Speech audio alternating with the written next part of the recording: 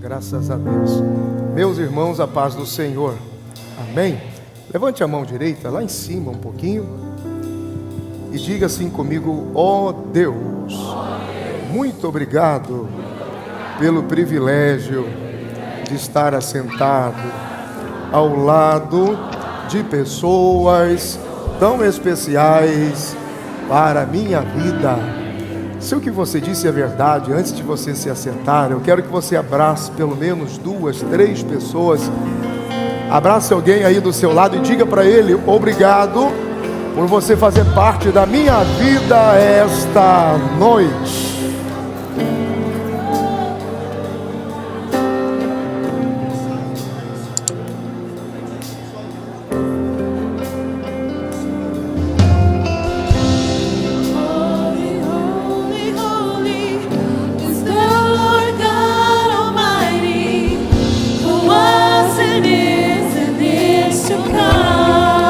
Você conhece, cante.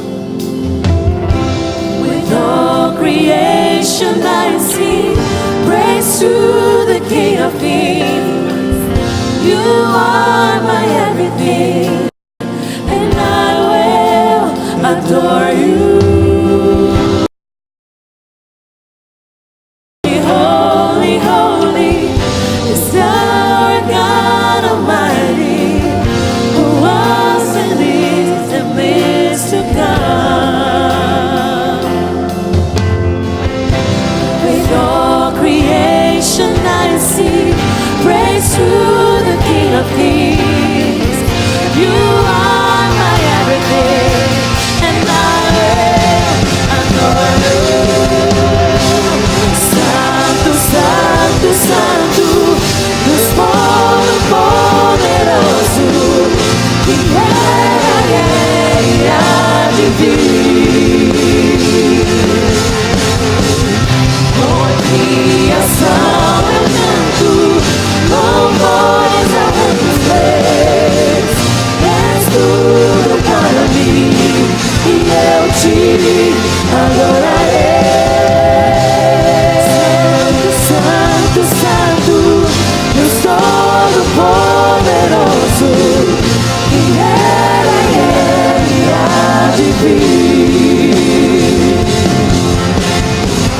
Com a criação eu canto louvores ao Rei dos Reis. És tudo para mim e eu te adorarei.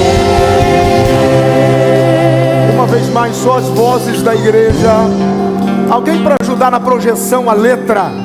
Alguém lá na projeção, nesse instante, fique lá para projetar. Para quem não conhece, por favor, levante as mãos lá em cima, a igreja, com as vozes. Diga: poderoso, que era e há de vir. Toda a igreja, diga: com a criação eu canto louvores ao Rei dos Reis. És tudo para mim e eu te adorarei. Santo, Santo, Santo, Deus Todo-Poderoso, que era e há de vir. Com criação eu canto louvores ao Rei dos Reis. És tudo para mim e eu te adorarei.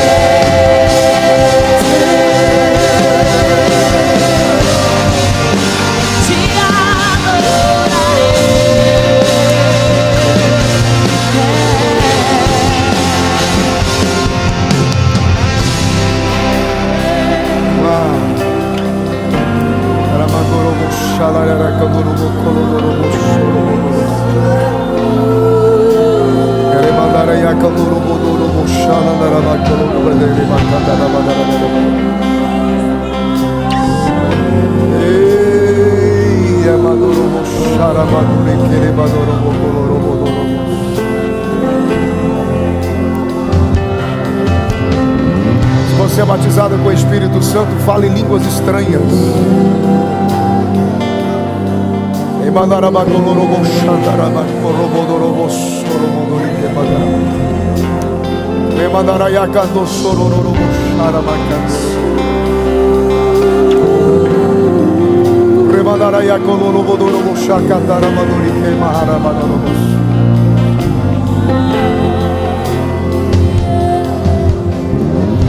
Diga graças a Deus.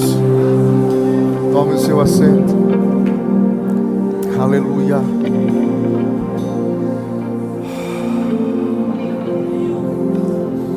Abra sua Bíblia esta noite no Salmo de número 23.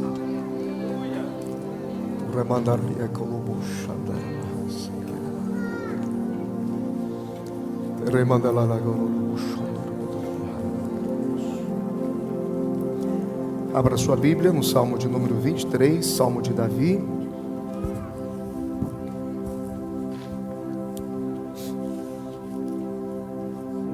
Quem encontrou com o sinal, diga amém.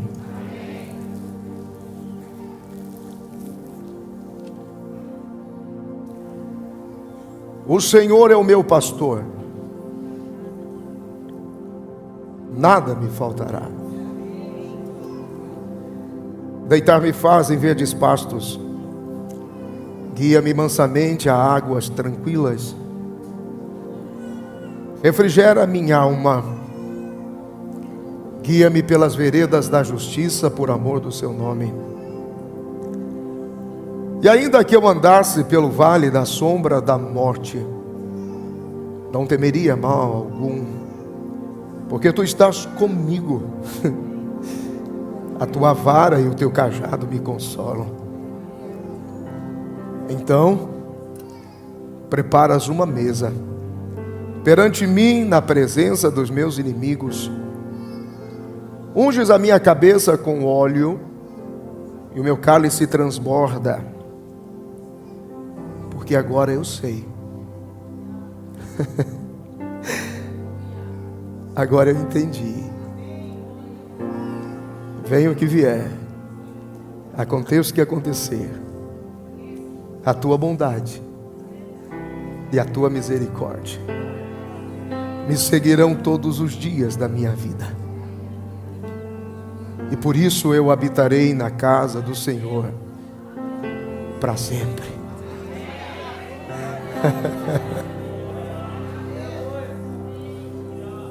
Diga graças a Deus. Você sabe que Davi, ele é o rei mais reverenciado, aplaudido, lembrado, está na memória, no sangue vivo dos judeus.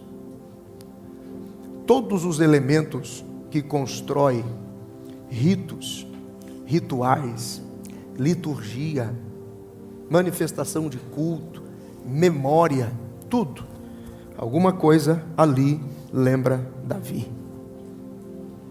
Alguma coisa ali traz à memória o rei Davi.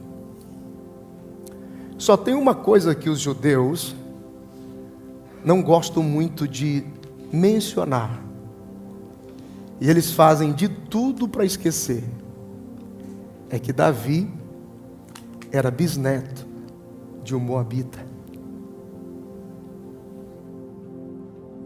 E no sangue de Davi tem uma mistura de sangue. Não é 100% judeu. O sangue de Boaz corre no sangue de Davi. A Bíblia narra uma das histórias mais lindas de aliança e compromisso, fidelidade, companheirismo, caminhada. Talvez, se não for é uma das mais belas. A Bíblia diz que um dia houve fome em Belém de Judá. Ironia do destino. Belém de Judá é casa de pão. E todas as vezes que Belém de Judá não tem pão, ela perde suas famílias, porque saem para peregrinar em busca de pão. E Elimeleque, com a sua esposa Noemi, mais os seus 2 filhos, Malom e Quilion, saíram para peregrinar em Moabe, para ver se encontrariam comida, porque estavam passando fome. E a Bíblia diz que a viagem, que deveria durar 3 meses, 90 dias, durou 10 anos. Ao longo desses 10 anos, Elimeleque morreu. Malom e Quilion adquiriram mulheres moabitas no meio do caminho, Orfa e Ruth. Com o passar do tempo, nesses 10 anos, Noemi, que agora vai se transformando de doçura para amargura, vai vendo também os seus filhos morrer. Morrem os seus 2 filhos, ela se levanta um dia, pela manhã, chama Orfa e Ruth e diz: minhas filhas, pode porventura eu, uma mulher velha, já avançada em idade, me casar de novo, então ter mais filhos, e que vocês se casem com os meus outros filhos? Não, eu libero vocês. Ide, voltai para a casa de vocês, para ver se vocês possam ter uma melhor sorte. Encontre alguém que possa protegê-las. Orfa, com lágrimas nos olhos, abraçou Noemi e disse assim: olha, com dor no coração, eu realmente tenho que concordar, preciso voltar para casa. Ruth, você consegue imaginar em 10 anos, perdendo esposo, perdendo filhos, peregrinando em terra estranha, fora da casa que deveria alimentar e não alimenta, o quanto essa mulher sofreu? Mas o que será que Noemi deixou de rastro, de exemplo, de modelo, para Ruth olhar para ele e dizer assim: não, depois que eu te conheci, Noemi, depois de tudo que você enfrentou, depois de tudo que você perdeu, o meu Deus será o teu Deus. O teu Deus, ordenando melhor a frase, será o meu Deus. Aonde você for, irei eu. Aonde você pousar, pousarei eu. Daquilo que você viver, viverei eu. E se algum dia você morrer e for sepultada em algum lugar, que morra eu ali também, e seja sepultada ali também, onde você foi sepultada. Dizem os judeus que naquele instante, essa declaração, você sabe que nós, seres humanos, mero mortais, nós escrevemos, ou pelo menos estudamos uma teologia daquilo que a gente acha que sabe sobre Deus, até onde Deus permitiu a gente saber. Ok? Mas dizem os estudiosos desse comportamento que aquela declaração de Ruth foi a declaração de conversão ao Deus de Israel. E eu creio. Porque se a gente olha para Augusto Cury, tira a historinha de Augusto Cury e traz para a igreja, por que eu não posso olhar para um conceito do judaísmo e dizer: também acredito nisso? Por que eu não posso? E o Talmud diz, e os judeus querem que isso seja escondido, não quer que isso seja propagado. Ela declara fidelidade e fé ao Deus de Israel. Será que isso teve um bom resultado? Será que isso deu certo? Ok, um dia chega uma notícia: Belém de Judá voltou a produzir provisão. Porque são fases, são ciclos. Belém de Judá nunca será abandonada. Ela é a casa do pão. Às vezes é uma remexida na terra para a semente produzir de novo.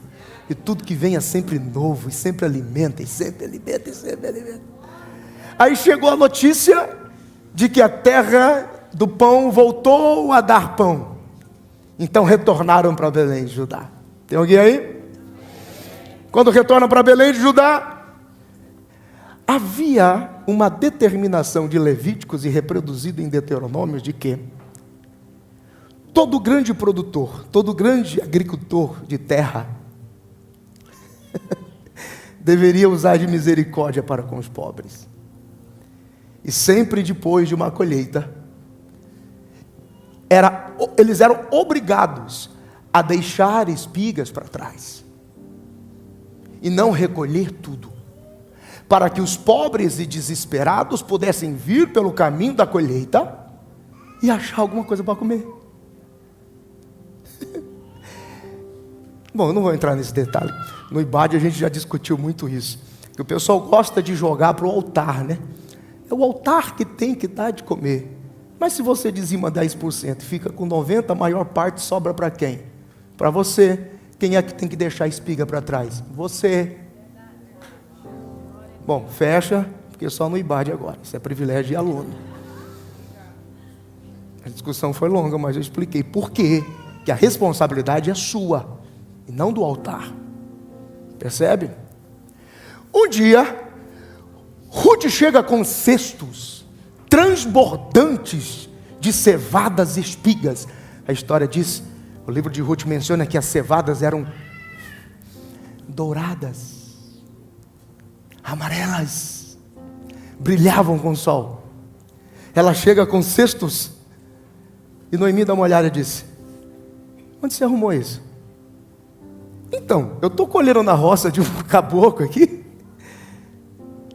Na roça de quem que você foi colher isso? Na roça de Boaz. Cai a ficha. Minha filha, Deus se lembrou de nós. Olha a confissão de fé ao Deus Todo-Poderoso, ao Deus de Israel. Olha a confissão de fé. Quando você for colher de novo, toma um banhozinho. A mulher sábia, toda mulher madura sabe orientar as suas filhas, toma um banhozinho. Fica bem vestida. Passa um cremezinho. Trabalha durante o dia, mas quando escurecer e ele se for para a tenda, deite-se aos pés dele. E ali permaneça. Ele vai nos livrar dessa vida. Alguns versículos antes, Boaz, quando chega, pergunta para os servos: vejo que há uma mulher diferente colhendo no meu campo. Quem é essa mulher? Ah, essa aí é aquela nora de Noemi, recém-chegada da peregrinação de Moabe. E Boaz diz: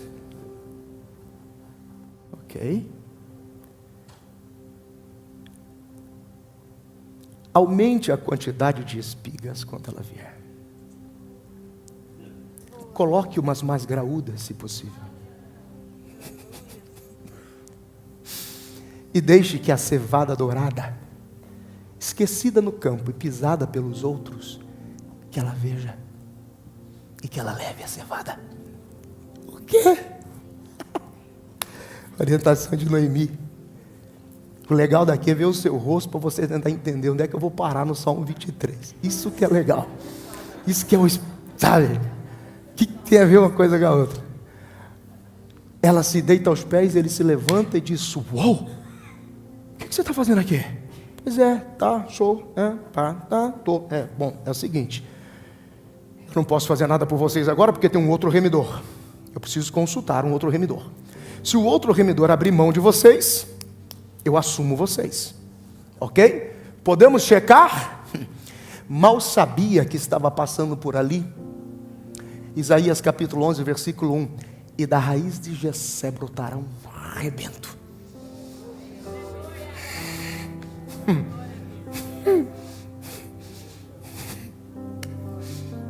Quem falou que Deus perde o controle? Quem falou que Deus perde o controle? Ele vai checar o remidor mais chegado, que representava a lei. Boaz representa agora a graça que vem pela raiz de Jessé, que vai começar a brotar em Ruth. É uma restauração que vem lá de Moabe para refrescar a sua mente. Moabe é um filho incestuoso de Ló com a sua primogênita. Elas estão desesperadas porque a mãe virou estátua de sal, e agora o que vai fazer? Então eles elas embriagaram o pai, deitaram-se com o pai, e a filha primogênita gerou e nasceu o primeiro filho, chama-se Moabe. Eles eram completamente fora do contexto de Israel, eles não tinham nada a ver com os judeus, eles são gente estranha, que não eram envolvidos, eles são gente tipo eu e você, sabe? Demorou, não vou explicar também, se vira. Foi exatamente sobre os ossos de Eliseu que um soldado moabita foi liberado. E eles estão assustados. E quando eles tocam os ossos de Eliseu, o espírito sai de lá e entra. Porque a unção já havia saído de Israel. E já estava habitando num projeto chamado igreja. O mistério escondido de Deus. Ok? Muito bem. Não pode? Não pode. Não tem condições? Não tem condições. Então o que a lei não faz, eu, Boaz, faço. Redimo tu e tua sogra. Porque João 1,17, a lei foi dada a Moisés, mas a graça e a misericórdia vieram por Jesus Cristo. Então se a lei não pode resolver, eu resolvo agora. Está lá, Ruth inserida na linhagem de Jesus, pela raiz de Davi. E você sabe que o judeu, ele não gosta que isso seja mencionado. Eles falam de tudo sobre Davi, mas não mencionam um instante sequer sobre a sua origem, sobre a sua linhagem, sobre a sua estrutura como gente. Simplesmente assim. Uma das perguntas mais curiosas que a gente faz, existem perguntas clássicas numa mesa de discussão teológica. Salvação, origem da alma, destino da alma, origem do universo, predestinação, seja o que for. Mas uma das perguntas mais clássicas que se faz, daqueles que gostam de estudar um pouquinho, é: qual é a origem exata de Davi? Quem é a mãe de Davi? Quem é a família de Davi? Quando você lê o Salmo 23 e ele fala dos vales, da sombra e da morte, dos inimigos que estão sobre mim, aqui, Davi é um pastor de ovelhas e excluído de um relacionamento de laço familiar. Ele não está inserido. Isso aqui não é inimigo, isso aqui não é Saul perseguindo ele. Isso aqui é muito antes da relação dele com Saul. Quem é essa gente? Quem são essas pessoas? Quem o sufocou desse jeito? Quem o levou para o vale e o fez quase que desfalecer? Quem são essas pessoas que causam dor nele?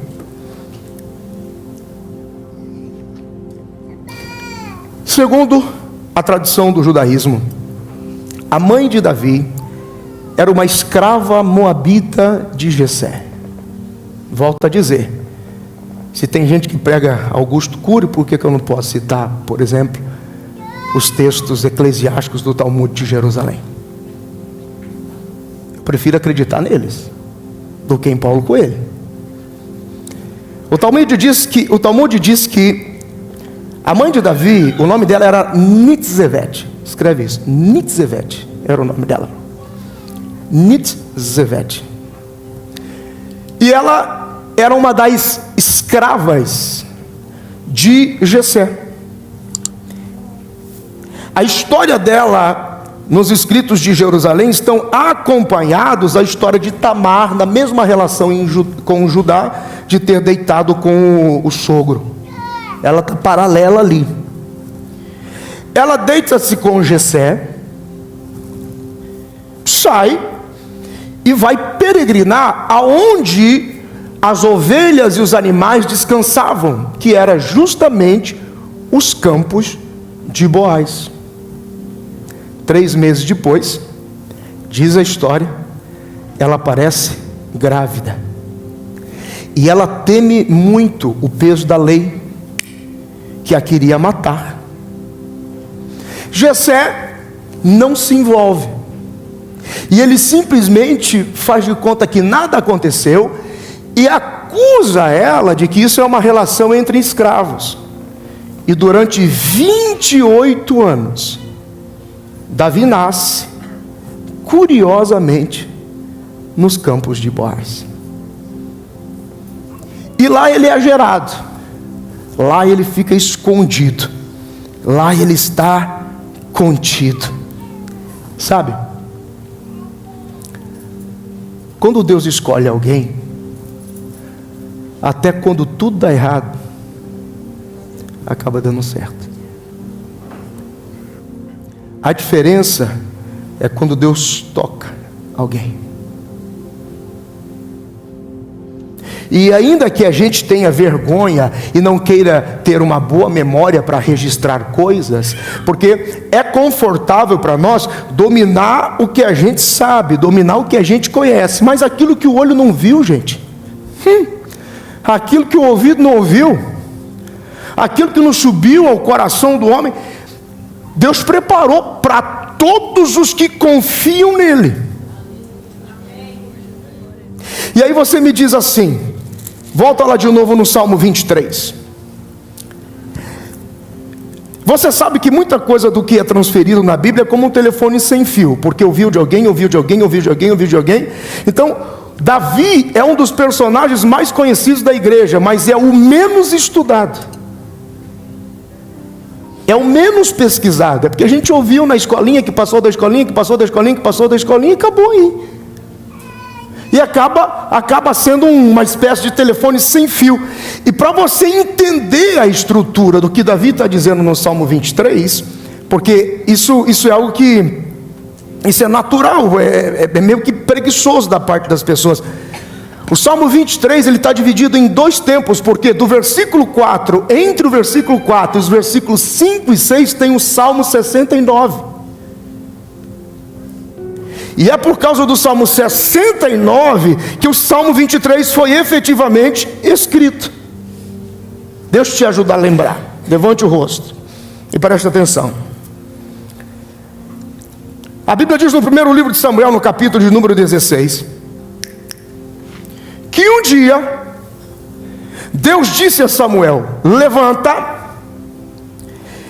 Vou só descer aqui rapidinho, pessoal da câmera, eu já volto lá. Levanta, pega o teu vaso de azeite e vem.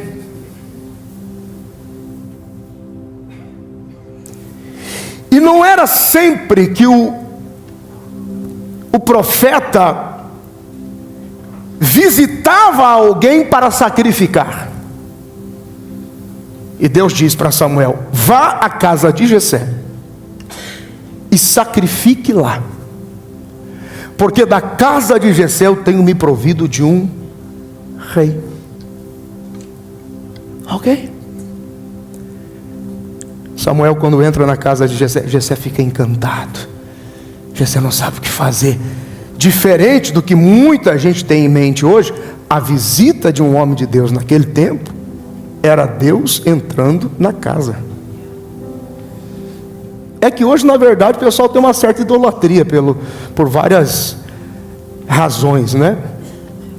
Você sabe por que quando você sabe por que quando você descobre a humanidade de um líder, você se decepciona com ele? Por causa do espírito de idolatria. Porque quando você descobre, e o pastor Wagner sempre diz: eu não sou super-homem. E vou dizer para vocês, irmãos, eu já vi ele bravo. Vi. Só que você guarda e retém, porque você sabe que a gente vive com essa presença de Deus o tempo todo, nos alinhando nele, nos escondendo nele. Você sabe que eu não sou muito de contar história, mas eu era assim, fã desesperado do pastor Napoleão Falcão, no auge dele. Eu não tinha nada no estômago, nada, pois eu fiz uma endoscopia, sem anestesia, para não ficar zonzo, para poder dirigir, Adilson, para ganhar um dia de folga, para fazer 200 quilômetros e ver o Napoleão Falcão pregar. Eu conto para ele hoje, porque hoje nós somos amigos, ele dá risada. Não acredito que você fez isso. Eu falei, fiz. Aí eu olhei para ele, o senhor lembra o que o senhor falou para mim? Não, faz muito tempo, eu já tenho 72 anos, faz muito tempo. Eu falei, pois é. Eu perguntei para o senhor qual era o segredo do seu ministério. O senhor falou para mim que eu tinha que jejuar por 30 dias. Orar de manhã, de tarde, de noite e de madrugada. 4 horas por dia durante 30 dias. Você fez? Eu falei, fiz. Do jeitinho que o senhor ensinou. E aí? Eu falei, deu o resultado que o senhor disse que ia dar. Eu te dei um resultado? Dei. E o que eu te falei? O senhor falou que eu ia sentir fome, doer minha barriga e doer o meu joelho.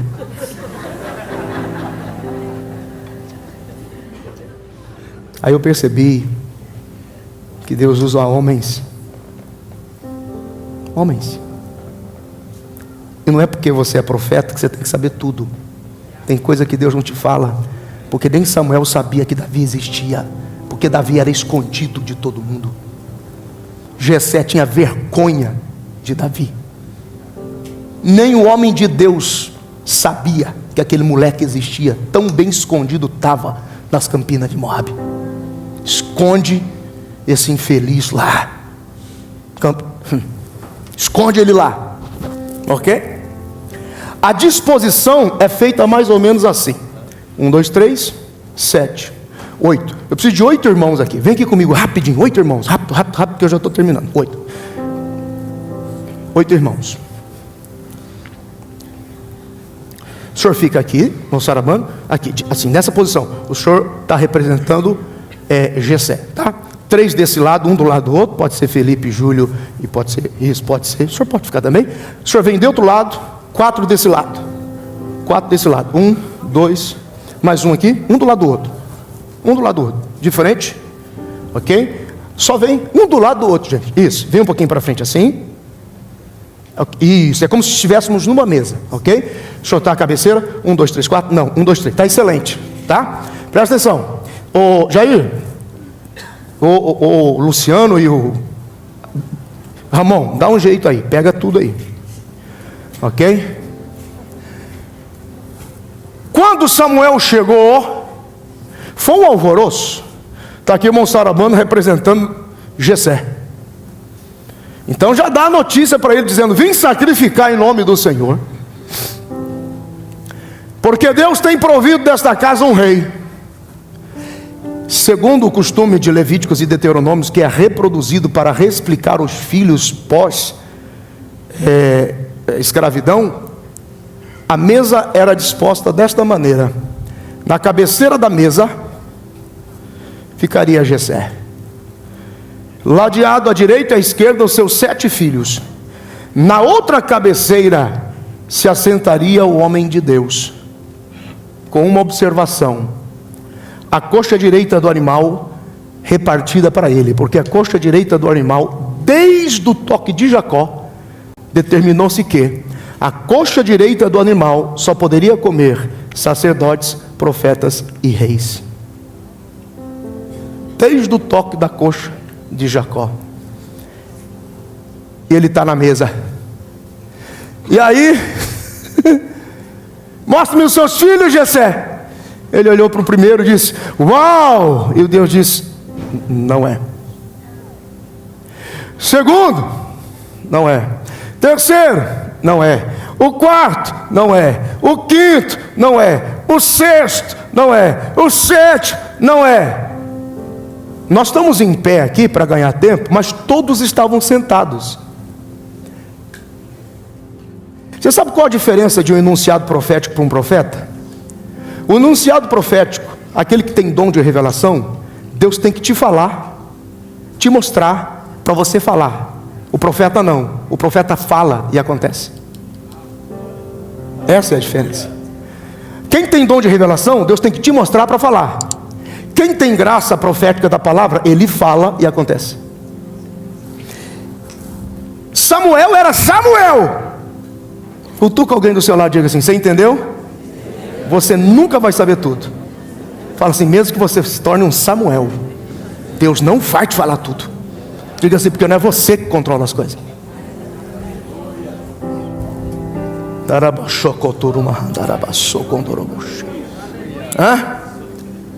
De repente, faz todo mundo comigo assim, bem esquisito. É porque a gente está sentado. O senhor consegue fazer ou não? Vai travar? Escute. Quando Deus diz não é nenhum deles, o homem de Deus se levanta. Quando o homem de Deus se levanta, todo mundo se levanta. Aquele silêncio na casa.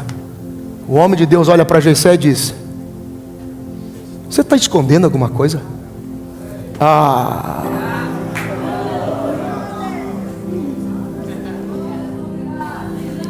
Fique aí na posição. Está conseguindo pegar todo mundo, irmão? O homem de Deus olha para Jessé e diz: você está escondendo o quê? Tens mais um filho na sua casa? Porque ninguém sabia daquele moleque. Ninguém sabia daquela coisa que envergonhava Jessé. Porque é mais ou menos assim. Ninguém sabe de você. Só que as pessoas não contam que Deus te tocou. Um dia. E que aonde você vai parar, Deus já está lá. Estuprando, violentando, brigando, cometendo um monte de erro, assassinando o general, fazendo um monte de desgraça. Mas Deus vai dizer: mas eu toquei esse moleque.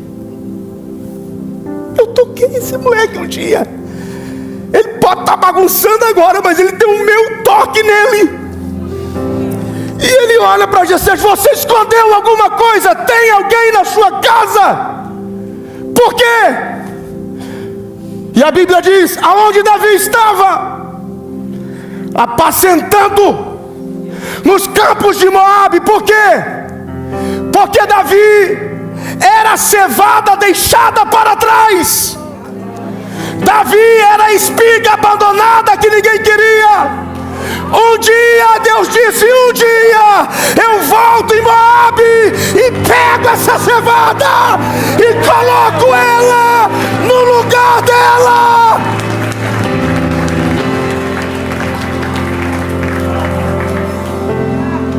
Um dia eu vou buscar esse ruivinho, amarelinho.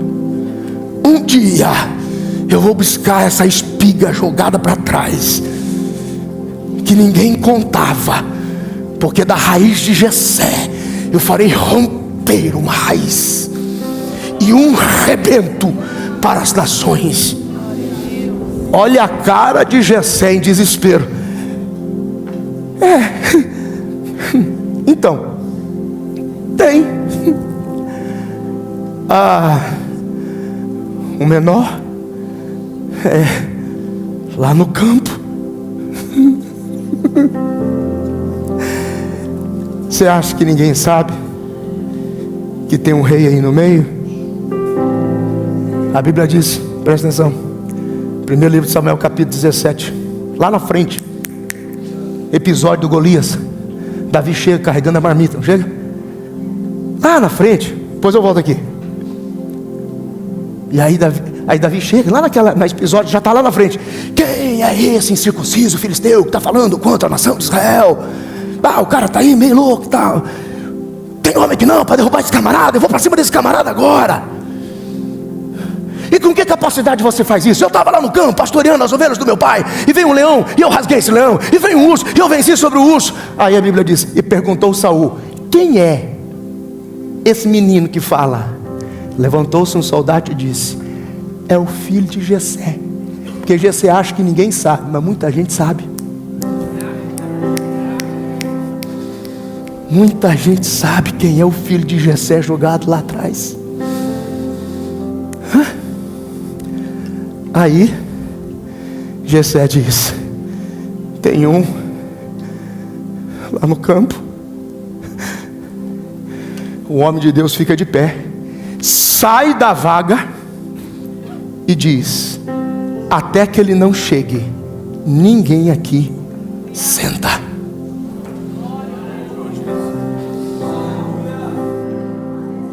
Fica aqui, segura aqui comigo, que vocês estão pagando comigo. É nesse ambiente que Davi escreve o Salmo 23. É nesse ambiente. Que ambiente? É porque você não lembra. Você tem que ler o Salmo 69. Davi diz assim: os meus irmãos tentaram me matar, me arrastaram sobre um rio e pisaram na minha cabeça, e empurraram a minha cabeça no lodo do rio. Eu tentava respirar e não conseguia. Eles olharam para mim e disseram: está faltando ovelhas. E eu tinha que pagar ovelhas que eu nem sabia onde estava. Eles me sufocaram. Eu quase desfaleci. Desfalecer se equivale a uma experiência quase morte. Eu quase desfaleci. Eles me abandonaram no rio, talvez com a ideia de que deixa que ele morra afogado e que a gente não tenha culpa. Vamos abandoná-lo ali, alguém vai pensar: ele tentou nadar e morreu afogado. E ele diz: e os meus inimigos se levantaram contra mim, a minha família, porque ele não era celebrado nem entre os escravos e nem o pai gostava dele. Davi nunca tinha entrado na casa de Jessé. Davi nunca tinha comido na mesa do seu pai. Os seus irmãos o sufocavam. Quando ele apareceu na guerra em 1:17, o mais velho olhou e falou assim: o que você está fazendo aqui, moleque? O que você está fazendo aqui, moleque?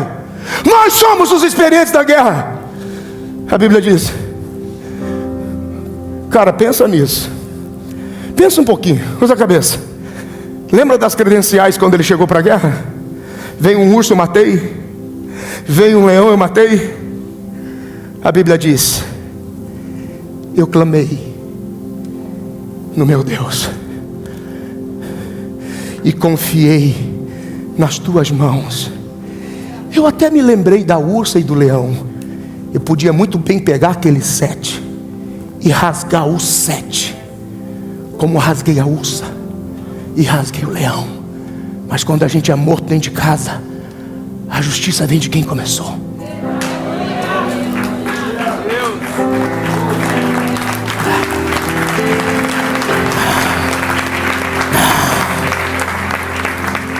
Eu tive experiência para rasgar o 7, porque lá na frente vou cortar a cabeça de um gigante, como se fosse um sopro.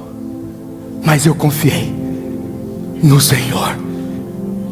Quando o Salmo 23 diz assim: o Senhor me leva aos pastos verdejantes e às águas tranquilas, é porque o corpo de Davi vai parar na praia.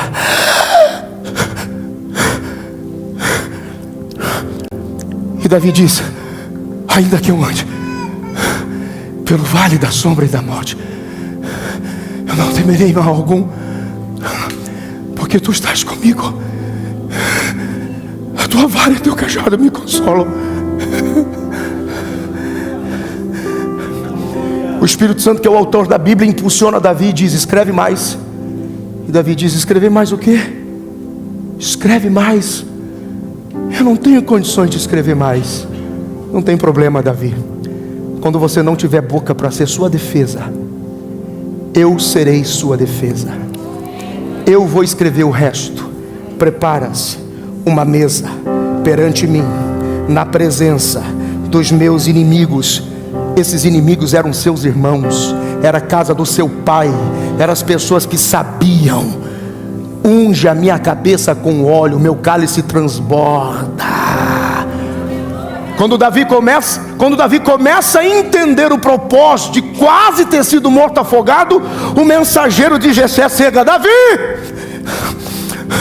o homem de Deus está na casa de Jessé e mandou você correr para lá. Está todo mundo de pé dentro da casa e ninguém senta enquanto você não chegar.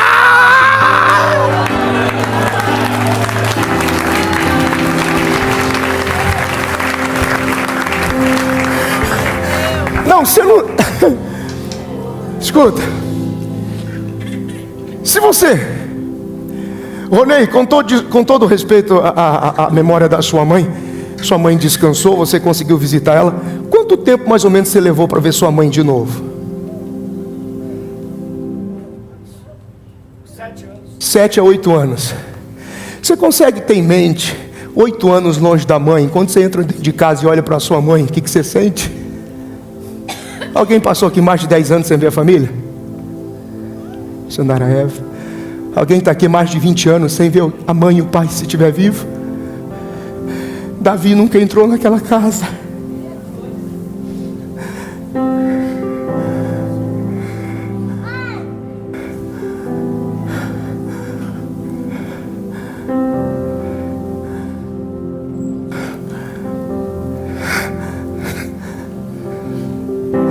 Na mente dele, eles pisaram sobre mim, empurraram minha cabeça no lodo do rio. Eles sufocaram e eu não conseguia gritar. Eu quase desfaleci, me arrastaram sobre as pedras. Ele vai.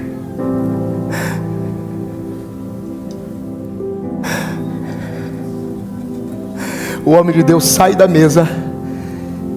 Vamos sentar? Dobrar o joelho todo mundo. E todo mundo se assenta.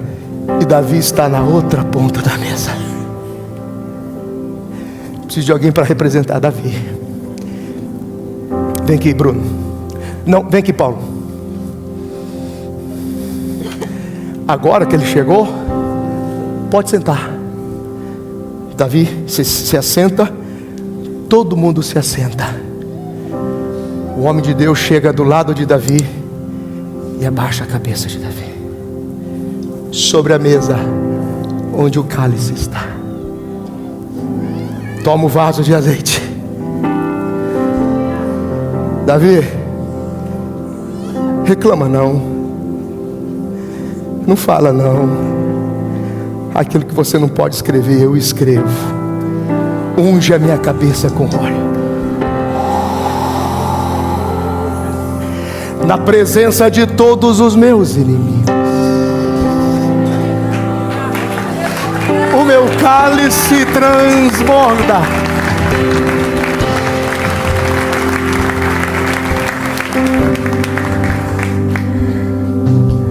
Obrigado a todos. Nós vamos terminar.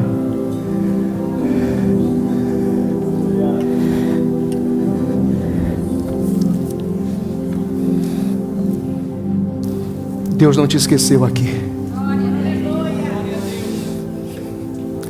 Deus não te esqueceu aqui.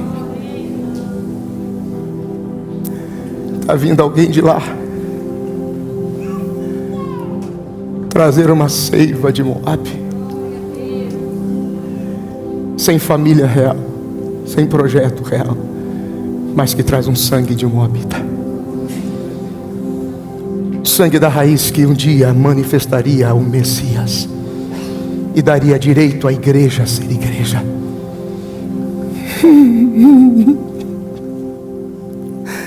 Deus não te deixou aqui para morrer. Deus não te esqueceu aqui. Esta noite eu vim profetizar sobre algumas pessoas. Este é o ano do chamado.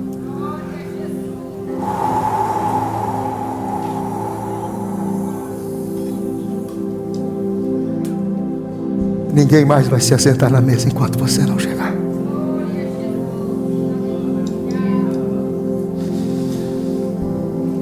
Depois de tudo isso, é que Davi terminou o salmo. Certamente, depois de tudo isso, existe um Deus em cima. E a sua bondade e a sua misericórdia estarão comigo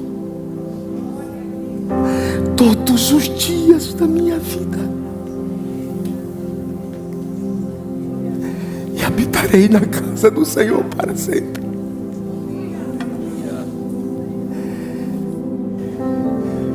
Eu tenho uma palavra de Deus para 3 pessoas aqui. Primeiro, eu tenho uma palavra de Deus para Jessé. Tinhas vergonha de Davi, não tinha, Jessé? Aquilo que foi a tua maior vergonha, Jessé, vai ser a tua maior glória, porque a unção de rei passa nele. Não adianta escondê-lo em Moabe. Ele tem um toque. E isso não é exposição. Deus não está expondo Jessé. Ele está dizendo: Jessé, essa tua vergonha, Jessé, será a tua honra. É o filho da tua casa que você escondeu de todo mundo, que vai te livrar um dia. E é o rei que será lembrado pro resto da vida, da história de Israel. Segunda palavra para a segunda pessoa. Eu tenho uma palavra para Samuel aqui. É curiosidade dos reis e dos profetas saber tudo, mas é particularidade de Deus em esconder as coisas. Tu nunca saberás tudo, Samuel. Não saberás nem sobre Davi, até o dia em que eu tocar Davi. E vou te garantir, esse Davi não é perfeito. Ele é todo enrolado, mas eu o toquei. Terceiro, eu tenho uma palavra para algum Davi aqui.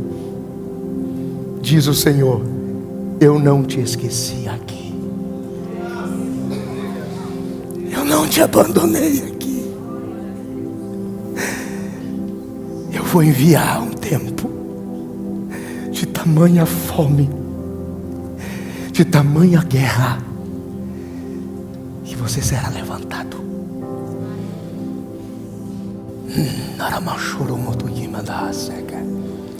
Fica de pé comigo em nome de Jesus.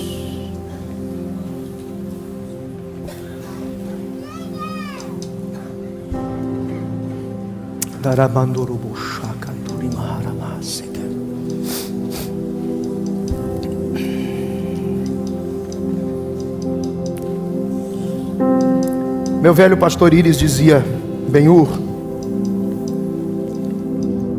seu caminho será difícil, porque tu és um pregador da palavra. As pessoas amam evangelistas, mas não amam pregadores da palavra. O enunciado profético ouve de Deus para falar. Você vai ler a Bíblia, vai abrir a boca e vai falar. Isso não vai lhe trazer dias bons. Me lembro de uma palavra que ele me abraçou. Eu tinha 22 anos. Ele disse assim, ele chorava muito, e ele dizia: você vai querer muito confiar nas pessoas, elas vão trair você. Você sabe por quê que os irmãos de Davi odiavam a Davi? Só porque ele era ruivo, Ricardo. E as pessoas vão odiar você exatamente por aquilo que Deus ama você. As pessoas vão odiar porque Deus te ama ouvir pregar, cantar, tocar, ter uma boa família, um bom casamento, filhos no altar. Eles vão simplesmente te odiar por todos os fatores que Deus te ama. Mas eu toque, Benhur. Eu me lembro como se fosse hoje. Feche os teus olhos, abaixa sua cabeça. Quero orar por alguém aqui esta noite. Essa é a palavra de Deus para a sua vida. Deus não te esqueceu aqui. Deus não te abandonou aqui. Samuel não sabe tudo. Jessé não pode te esconder por muito tempo. As circunstâncias da vida não vão silenciar o propósito de Deus na sua vida. As pessoas querem julgar o seu relacionamento com Deus entre certo e errado. Se você faz certo, Deus te ama. Se você faz errado, Deus te odeia. Inventaram isso, botaram na cabeça de alguém. Você não está bem com Deus ou mal com Deus porque você é certinho, porque você é erradinho. Você sempre estará bem com Deus enquanto você estiver no propósito. Deus não avalia como os homens avaliam. Eu não vejo como os homens veem, porque os homens veem o exterior. Eu vejo o coração, Samuel. Eu não vejo a aparência, se é alto, forte ou bem vestido.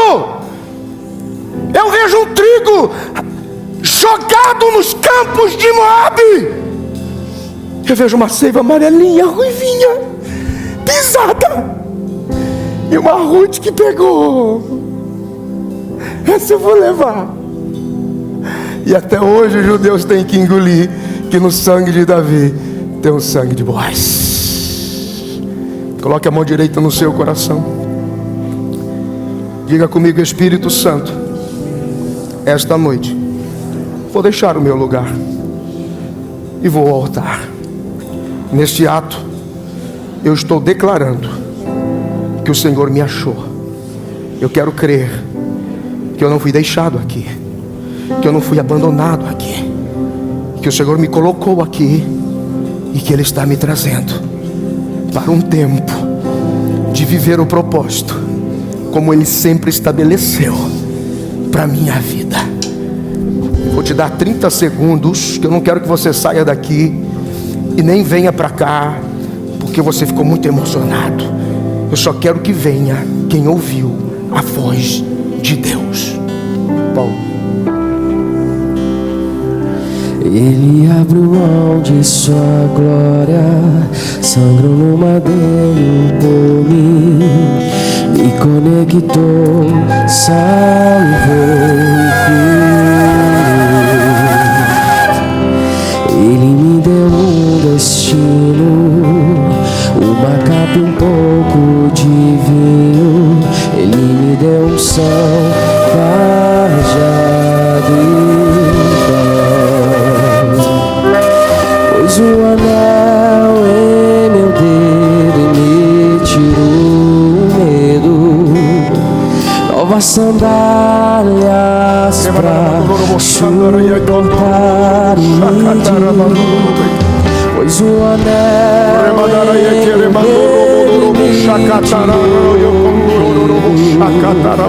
novas sandálias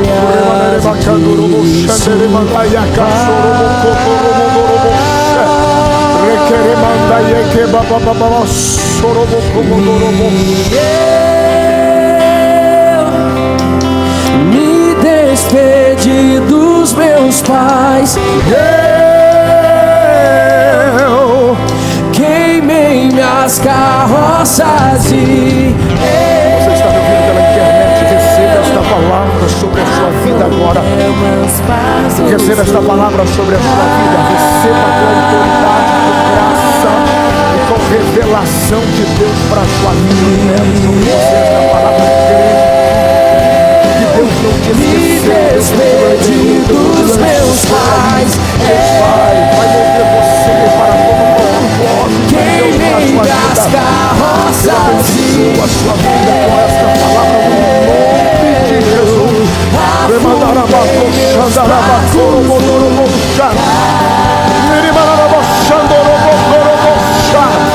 Se você é batizado com o Espírito Santo, ore em línguas estranhas. Ore em línguas estranhas. Pastor, eu sou improvável, eu sou o último da casa, pastor, sem qualquer condições. O Senhor está dizendo, não precisa responder, Ele responde por você. Não precisa dizer, Ele diz por você. Eu sei que você já teve experiências com ursos, eu sei que você já teve experiência com leões, e ninguém acredita que a tua experiência vale. Fica tranquilo, faça menção do Senhor.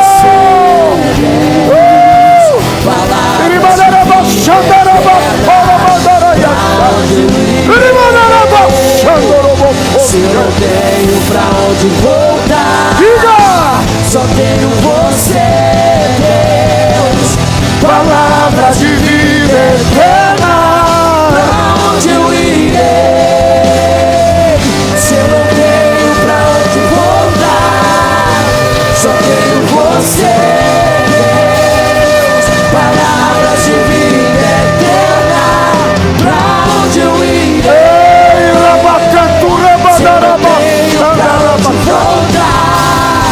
Só tenho você, Deus. Palavras de vida eterna.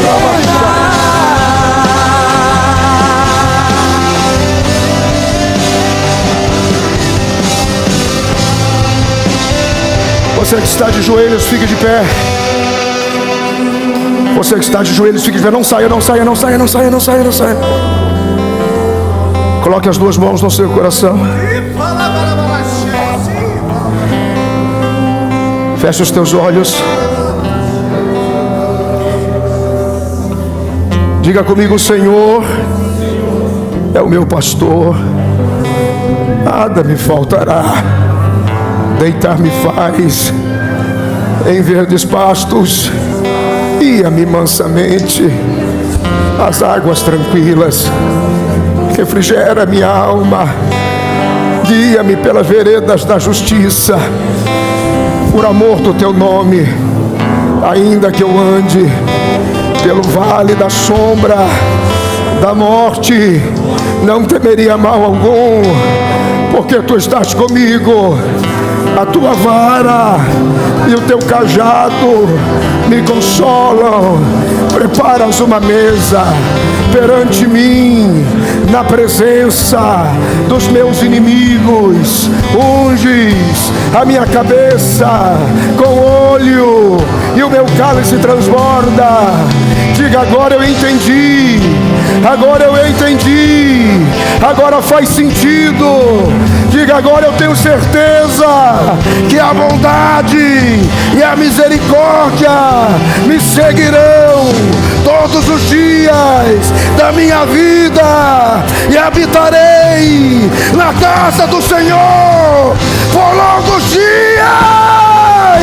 Quantos podem aplaudir ao Senhor com alegria?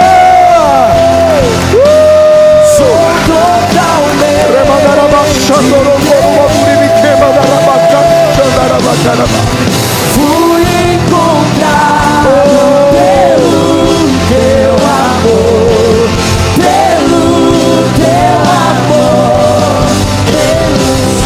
Diga graças a Deus. Antes de você voltar para o seu lugar, abrace alguém aí agora. Diga assim: seja bem-vindo de volta. Diga para alguém do outro lado, diga: eu não sabia que você tinha tanto de Deus assim. Vai,